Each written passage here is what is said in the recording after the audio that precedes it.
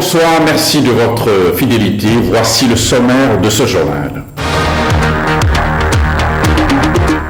Résultat catastrophique à l'examen du brevet d'études du premier cycle. Le taux de réussite d'admissibilité au plan national est de 16%. La délibération a eu lieu ce vendredi à Porto-Novo.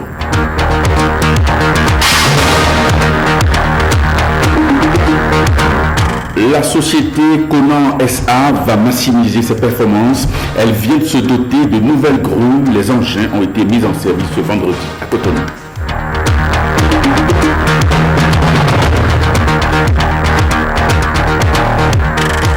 Et puis revue du secteur de la justice, les acteurs réunis à Cotonou planchent sur les voies et moyens pour construire une justice au service du développement.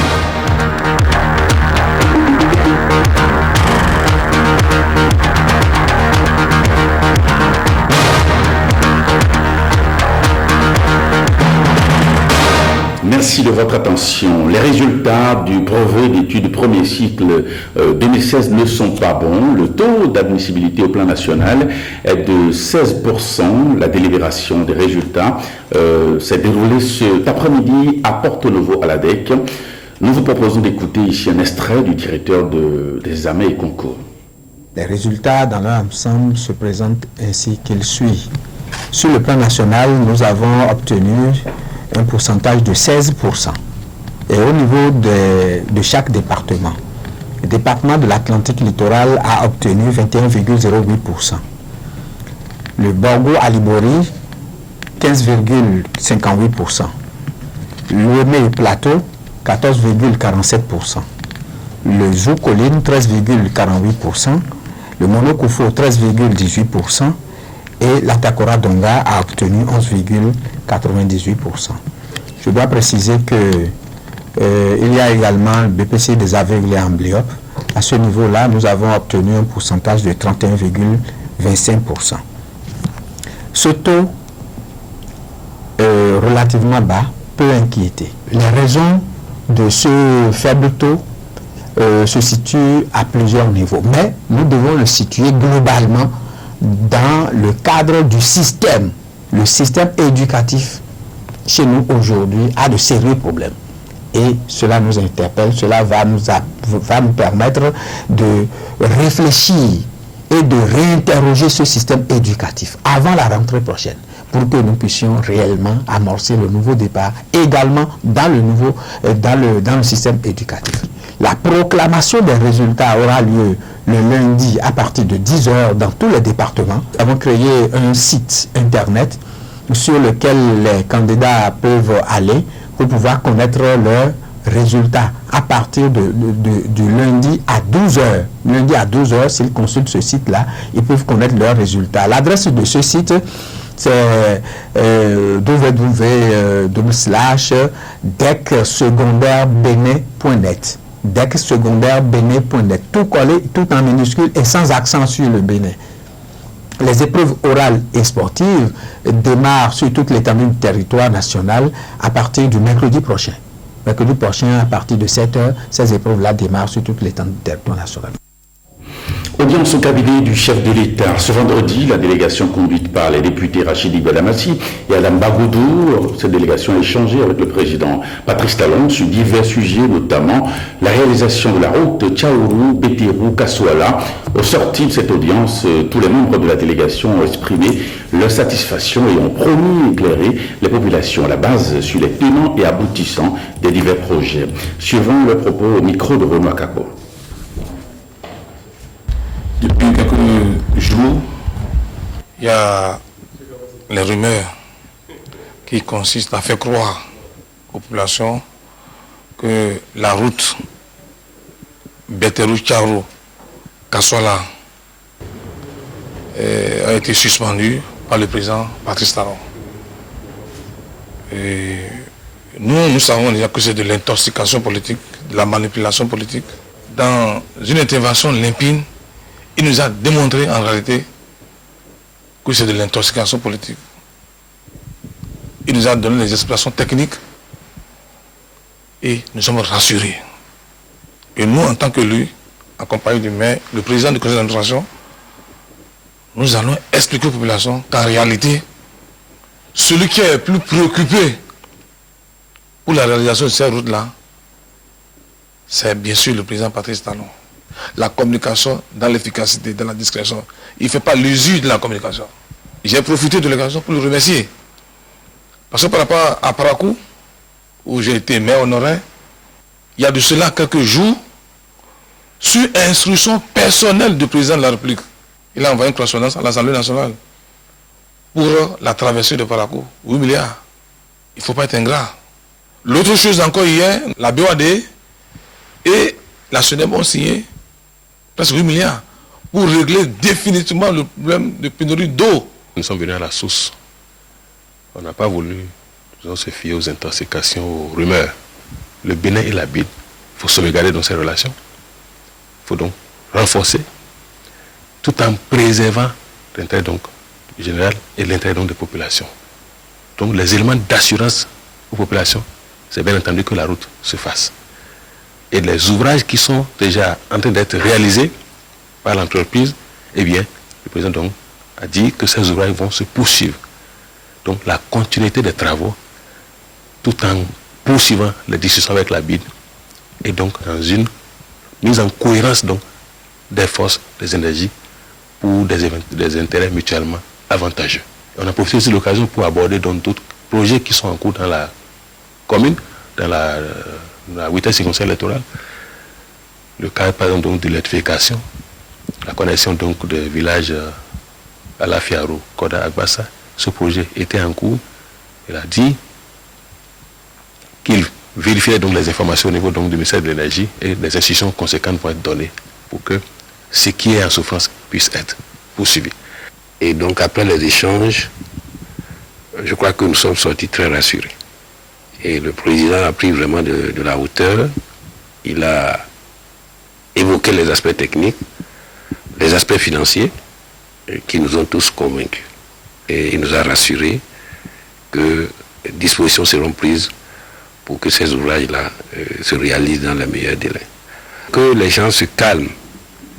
Ce n'est pas par la violence ou par des manifestations dans les rues qu'on va obtenir ce que nous voulons. Il nous a rassuré que d'ici là, le pont ne sera jamais coupé. Ils vont finir les travaux et la circulation va toujours se poursuivre normalement. Donc on a dit que nous avons essayé de pouvoir maintenant parler à la population. On fait une loi sur les chambres d'agriculture au Bénin, introduite au Parlement par le gouvernement vers la fin de l'année 2014 pour examen et adoption. La loi portant création des chambres d'agriculture au Bénin a été enfin votée à l'unanimité. Elle permet de renforcer la légitimité des dites chambres qui, vous le savez, avaient vu le jour au début des années 90. Guillaume Avienne. Des députés membres de la commission du plan, de l'équipement et de la production de l'Assemblée nationale face à leur pairs. Ils présentent à la plénière le rapport de la commission tripartite, commission du plan, commission des lois et gouvernement ayant travaillé sur le projet de loi portant création des chambres d'agriculture en République du Bénin envoyé à l'Assemblée nationale par le gouvernement pour examen et adoption. Le document propose de nombreuses réformes qui devraient permettre de renforcer la légitimité des dites chambres, mais d'avoir surtout un cadre légal de représentation, de dialogue et de consultation permanente autour des intérêts agricoles auprès des pouvoirs publics et des organisations d'appui. Un test ambitieux selon les députés qui va permettre de rendre plus visible le rôle des agriculteurs dans le développement du pays, même s'ils semblent avoir occulté certaines réalités du secteur. Nous savons que les agriculteurs sont souvent spoliés, je veux dire les producteurs de coton, lors des pesées, lors de l'appréciation de la qualité du coton. Quel est le rôle de la chambre, quel sera le rôle de la chambre d'agriculture dans ces histoires de corruption? Depuis 2 ans, j'ai un fils qui est dans l'agriculture et qui travaille vraiment. Il n'a pas de subvention. Ah, le ministre est là, j'aimerais bien savoir. Parce qu'on parle des agricultures en Europe, tout en Europe, mais j'y ai vécu. Ils sont subventionnés à 80-90%. Les chambres d'agriculture ne sont pas le ministère de l'agriculture. Il faut qu'on le dise de façon claire. C'est le ministère de l'agriculture qui fait la promotion de l'agriculture, qui définit la politique agricole au Bénin. Ce ne sont pas les chambres d'agriculture. Donc s'il y a des problèmes au niveau de l'agriculture, c'est d'abord le ministère et non les chambres. Les chambres d'agriculture ne vont pas se substituer au ministère en charge du secteur qui met en œuvre la politique agricole du pays. Parlant justement de politique, il faudra éviter la politisation de ces chambres si la présente loi venait à être adoptée par l'Assemblée nationale, prévient Nouroni Achadi. En constituant la liste, je dois pouvoir dire si je suis agriculteur ou bien si je suis menuisier ou bien si je suis ceci. Et que la Sénat ne soit pas seulement là à organiser les élections présidentielles ou législatives.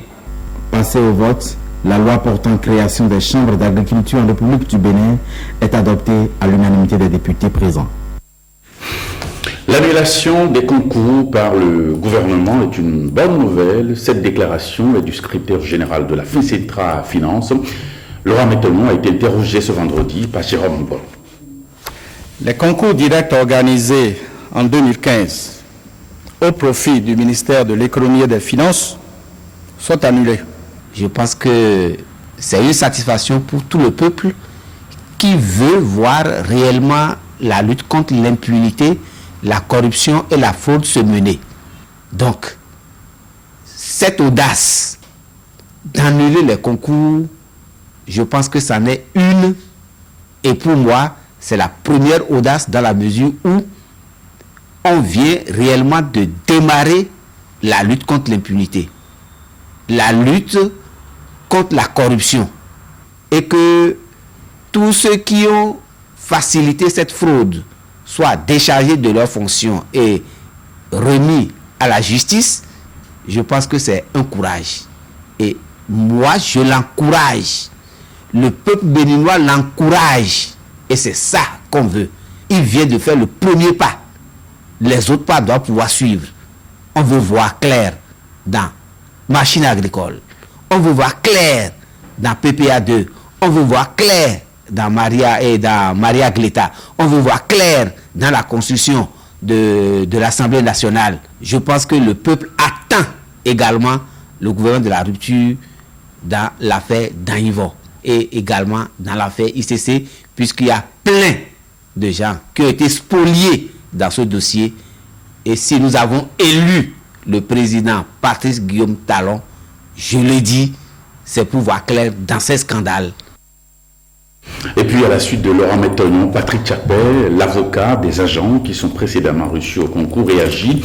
Et pour lui, l'État fait fausse route. On l'écoute au micro d'Awa Chérif. Moi, je trouve que la décision de l'État qui consiste à augmenter, à organiser des concours et proclamer les résultats, laisser les gens rentrer dans le processus de titularisation avec des certificats de prix de service et revenir là-dessus, je trouve que cette décision en réalité n'est pas responsable. Et moi, je n'étais pas tout à fait contre la mise en place d'une commission pour procéder à des vérifications. J'ai insisté pour que tout le monde me constitue. Vous aviez vu les pièces d'identité de près de 2000 personnes. Donc ces gens existent. Moi, j'étais très très content de savoir qu'on avait mis en place une commission.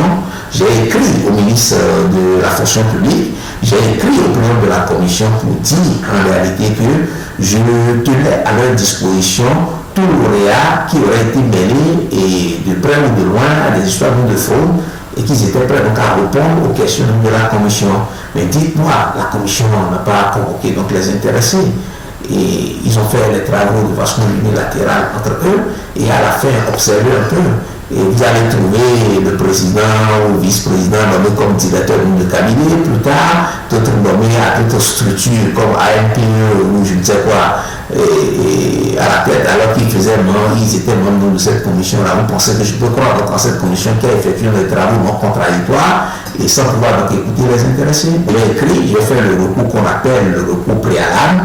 Et en m'adressant au président de la République pour lui demander de rapporter dans sa décision, dans un délai de 2 mois, s'il ne rapporte pas sa décision, je vais saisir la chambre administrative de la Cour suprême pour essayer d'aller porter les griefs que nous avions dans ce dossier contre en fait, l'État béninois qui s'est comporté de cette façon-là. Et je crois que si le droit est dit, vous savez que dans un État de droit, non seulement on doit respecter les règles de droit, c'est que l'État lui-même est soumis aux règles de droit. Et la loi dit il faut 2 mois pour aller en contestation contre les résultats d'un concours. Alors, vous organisez donc les concours, vous les proclamez, et c'est après un an que vous venez donc contester. Je crois que déjà là, ça pose donc des problèmes. Et ce délai étant d'ordre public, normalement, on ne devrait même plus aller au fond. Mais l'État avait eu une possibilité, puisque je l'avais dit à l'époque, c'était de remettre en réalité les travaux de la commission à disposition de la justice pour permettre aux juges d'apprécier s'il y a des fraudeurs ou pas, de les condamner et essayer donc de les radier de la fonction publique ou de la liste des lauréats. Les acteurs de la justice et les partenaires techniques et financiers en conclave à Cotonou ce vendredi pour la revue du secteur de la justice. L'objectif est de construire au Bénin une justice véritablement instrument de paix et de développement. Wenceslas Aron-Imon, Clotel avec nous pour le compte rendu. Asseoir une justice de qualité, crédible et accessible aux justiciables, contribuant ainsi à la paix sociale et au développement du Bénin, c'est le principal objectif de cette revue du secteur de la justice. Au occasion de partager les résultats des actions menées, de réaffirmer les engagements des partenaires techniques financiers sur les projets du programme de la justice. Occasion aussi de faire la mise à plat des dysfonctionnements persistants dans la mise en œuvre de la justice, la question de la gouvernance fonctionnelle financière du secteur, la modernisation du cadre législatif, la protection judiciaire de l'enfance et de la jeunesse, l'amélioration des conditions de détention et de réinsertion, la promotion des droits de l'homme sont autant de domaines à prospecter à la faveur de cette revue. Le budget du ministère de la Justice a connu une augmentation de 11,52% en 2016. Cependant, la gestion du budget 2015, consacrée à l'apurement des dettes du ministère, n'a guère permis de mettre en œuvre la politique nationale de développement du secteur de la justice, adoptée en octobre 2014 et élaborée avec l'appui de l'Union européenne. Les réformes entreprises ont ainsi connu un frein par rapport à 2014, notamment au niveau des prisons et des juridictions. Un effort accru de mobilisation de ressources financières et humaines devra ainsi être initié afin de réussir cette réforme ambitieuse évaluée à 206 milliards de francs CFA pour la période 2015-2019. Considérons que le premier mot est renforcement, que le second mot est réforme. Renforcement, c'est le redéploiement de personnel judiciaire. Renforcement aussi en termes de moyens matériels. Nous considérons que l'axe essentiel, la réforme de notre modèle politique, c'est la réforme de la justice. Renforcer, réformer, c'est faire aussi en sorte que les magistrats puissent voir leur statut aménagé. Le document de politique et stratégie nationale de développement du secteur de la justice, période 2015-2025, adopté en octobre 2014, reste la trame de cette revue du secteur de la justice. La société Conan SA a acquis 2 nouvelles crues pour accroître les performances des chargements et les déchargements sur le quai du port autonome de Cotonou. Alors les 10 engins ont été officiellement mis en service ce vendredi par le ministre des Infrastructures et des Transports, Hervé Herromain. Alain de Sureveau pour une autre départ. C'est en 1998 que la société Coman SA a vu le jour. Disposant alors d'une aire de stockage de 18 000 m², Conan SA opérait avec 2 chariots élévateurs, une fourchette de levage d'une capacité de 25 tonnes et de 6 remorques. Le tout servant à traiter un volume annuel conteneurisé d'environ 24 000 EVP. Cette flotte a été renforcée en 2011 puis en 2013 par l'acquisition de 2 autres grues mobiles de type LH550. Aujourd'hui, la société renforce ses équipements avec 2 nouvelles grues mobiles de type Liber LHM650 pour accroître sa productivité à quai qui déjà est de plus de 17 mouvements à l'heure. La particularité de ces grues par rapport aux autres est qu'elles sont plus hautes, plus performantes et qui peuvent opérer des navires de taille plus grande. Nous voudrions en ces lieux vous rassurer de notre détermination à accompagner le gouvernement dans ses nobles ambitions afin de rendre le port de Cotonou encore plus compétitif. Peter Jorgensen, le directeur des investissements en Afrique du groupe APM Terminals, a fait observer que le Bénin est un des premiers pays où le groupe a décidé d'investir en Afrique. Le secrétaire général du port autonome de Cotonou, Augustin Tonan, a salué l'événement et déclaré que l'autorité portuaire compte sur tous les opérateurs de la plateforme pour être au service du développement. Dans le discours qu'il a prononcé à l'occasion, le ministre des Infrastructures et des transports, à noter que ces engins contribueront à accélérer l'efficacité des activités portuaires. C'est donc dans cette mouvance de révolution que de mieux en mieux vous cherchez à perfectionner vos équipements de manutention et notamment au port de Cotonou. Je voudrais vous confirmer ici que le peuple béninois vous en sait gré. Il faut signaler que ces 2 grues de dernière génération amélioreront les performances du port de Cotonou qui ambitionne d'être classé parmi les plus performants et les plus sécurisés de la sous-région. Le laboratoire central de contrôle de la sécurité sanitaire des aliments, désormais accrédité, la cérémonie de présentation du certificat a eu lieu ce vendredi dans un hôtel de la place à Cotonou. Edmond et Jérôme Boubor pour le point. Le laboratoire de contrôle de la santé sanitaire des aliments, LCSSA, est un établissement public à caractère scientifique, créé en avril 2010. Sa mission, faciliter les échanges commerciaux et une meilleure protection des consommateurs des produits alimentaires et agroalimentaires. Cette accréditation lui a été accordée par l'organisme belge d'accréditation, BELAC, pour une durée de 3 ans. L'accréditation n'est pas une accréditation donnée ad vitam aeternam, mais bien une accréditation qui suit un certain processus et qui, au bout de 3 ans de cette première étape d'accréditation, fera l'objet d'une évaluation qui permettra à ce moment-là de déterminer si il est entré dans un processus opérationnel satisfaisant et convaincant pour pouvoir renouveler cette accréditation. Il s'agit là, dira le ministre de l'Agriculture, du symbole pour le Bénin de l'ouverture d'un portail d'accès aux marchés internationaux. À travers cet outil, les produits agricoles et agroalimentaires locaux certifiés par le laboratoire central de contrôle sanitaire des aliments peuvent être exportés sans crainte de non-conformité aux normes sanitaires reconnues sur le plan international. Pour l'assurance qualité des résultats d'analyse, le LCSSA s'est engagé dans une démarche qualité selon la norme ISO 17025. C'est le lieu d'exprimer nos hommages à tous les experts indépendants, notamment le professeur Pierre Gavard et les membres de l'ONG Exchange pour leurs précieuses contributions dans la mise en place de ce laboratoire. Je voudrais réaffirmer aux institutions de la République ainsi qu'aux entreprises agroalimentaires l'assurance que le LCSA dispose aujourd'hui davantage d'arguments pour accompagner dans leurs besoins de contrôle qualité des denrées, aussi bien à l'importation qu'à l'exportation. Le LCSSA comprend 2 départements, la microbiologie et la physico-chimie. L'hebdomadaire catholique La Croix du Bénin a présenté les résultats de l'enquête portant sur l'eau potable au Bénin. C'est dans le cadre du projet Média pour le développement au Bénin, financé par Open Society Initiative for Africa. C'était au cours d'une conférence tenue cette semaine à Cotonou. Compte rendu, Frédéric Soundé. L'eau potable, source de vie, reste et demeure un luxe dans certaines contrées du Bénin. C'est le résultat de l'enquête réalisée par des journalistes de la Croix du Bénin. L'accès à l'eau potable est toujours difficile pour les populations, c'est même un luxe.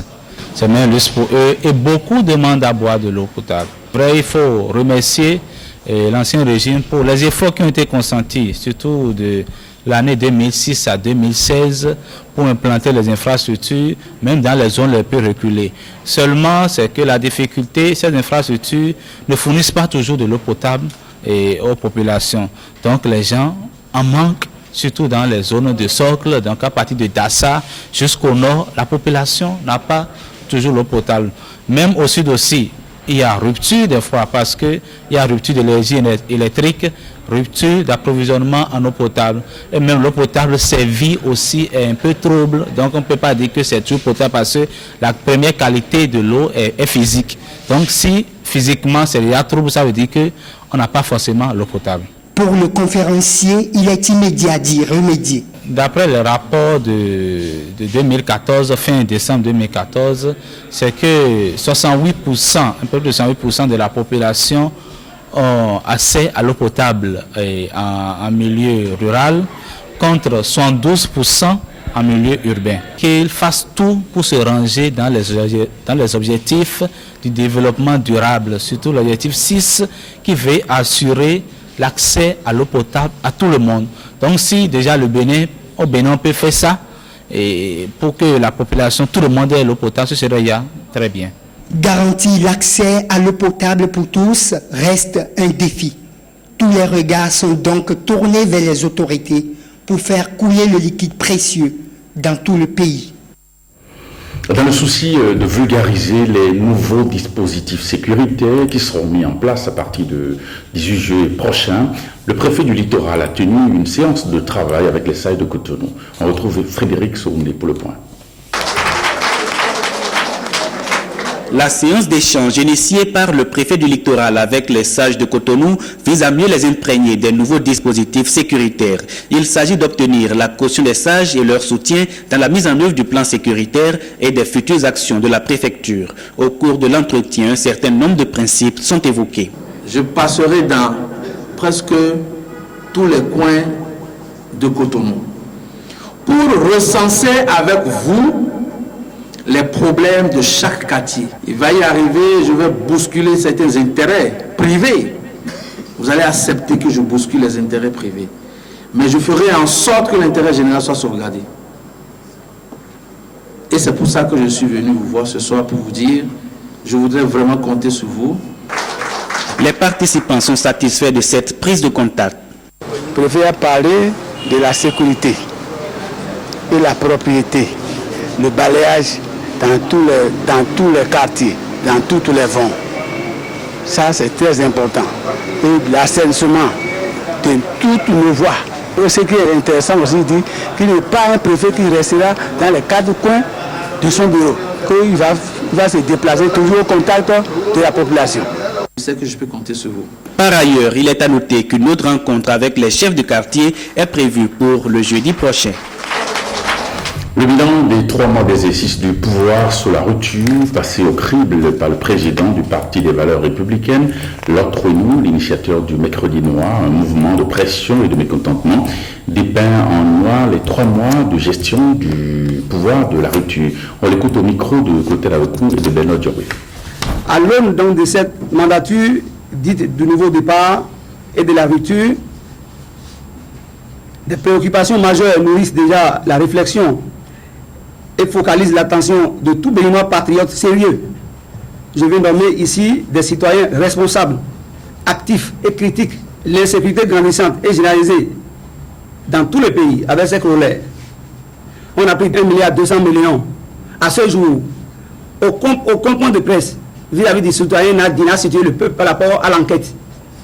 Vous allez me dire que l'armée c'est la grande muette, mais le peuple doit s'informer. C'est un droit conditionnel. Les investisseurs fuient le pays. Patrice Talon, devenir président de la République, le devenir de cette société qui, dit-on, était mise à mal sous le régime Yahi, de façon irréfléchie, aucun document de droit de la légalité n'a informé le peuple par rapport à Sodeco AIC, en violation à toute orthodoxie financière. Des milliards ont été décaissés, vous en savez quelque chose, en faveur donc de l'AIC et Sodeco. J'ai sous la main le projet de société de mon ami Patrice Talon. À aucun moment, aucune page de ce document n'est encore touchée. La pauvreté et la misère s'accentuent. Je compte sur les syndicalistes. Je compte sur les partis politiques. Je compte sur les forces vives de la nation. Je compte sur le peuple souverain. La GIZ au Bénin change de directeur résident. Cet organisme allemand de coopération pour le développement désormais un nouveau responsable en République du Bénin. Après les 3 années passées par le directeur partant, eh bien, la cérémonie de passation de charge s'est déroulée dans les locaux de l'ambassade de la République fédérale d'Allemagne au Bénin. Igor Ayosso, Victor Toffa et Patrick Josso. Ambiance joyeuse pour ce public sélect face à un spectacle offert par la troupe Wallon. On est dans les jardins de la résidence de l'ambassadeur de la République fédérale d'Allemagne près le Bénin. Opération passation de service entre les directeurs résidents, sortants et entrants de la GIZ au Bénin. La GIZ intervient au Bénin depuis 35 ans environ afin de contribuer au développement durable du pays. Gestion des ressources en eau, décentralisation, agriculture, énergie renouvelable, éducation de base. La GIZ est pleinement engagée au Bénin. C'est dans cet esprit d'un engagement soutenu et d'une volonté renouvelée que je voulais réitérer mes sincères remerciements à la coopération allemande pour tous les investissements dans mes domaines au Bénin. Le personnel rappelle quelques prestations de la GIZ au Bénin. La GIZ, en tant qu'entreprise, fournit ses prestations dans une structure décentralisée en s'appuyant sur un mix optimal composé du personnel expatrié, il y a les assistants techniques, et du personnel national, une famille GIZ Bénin, une politique unifiée du personnel. Une famille GIZ qui raccompagne le partant et accueille le nouveau venu qui, tous deux, se réjouissent. Je me réjouis de la bonne posture dans laquelle se trouve la GIZ Bénin aujourd'hui. C'est le fruit du travail bien fait et du dialogue continu avec les partenaires. Je me réjouis de pouvoir travailler au Bénin, travailler avec vous ensemble, les partenaires béninois, les partenaires internationaux, multilatéraux et particulièrement les collègues GIZ. Béninois et expatriés repartent de cette cérémonie, l'esprit engagé dans la lutte contre le harcèlement sexuel en milieu scolaire, thème de la chorégraphie du groupe Wallon. Eh bien, ce journal va se refermer. Avant de nous séparer, je vous donne quelques informations sur les programmes de ce soir. Juste après le journal, le point de presse donné par le ministre de l'Énergie. Et puis, à 21h15, ça se discute de thème jeunesse et sécurité routière. Et puis, à 22h05, feuilleton, choix de l'amour. À 22h30, feuilleton WIDEC. Et puis, à 23h, documentaire Thalassa. À 23h30, le JT Soir avec Amandine Agnambosso. Merci et à demain.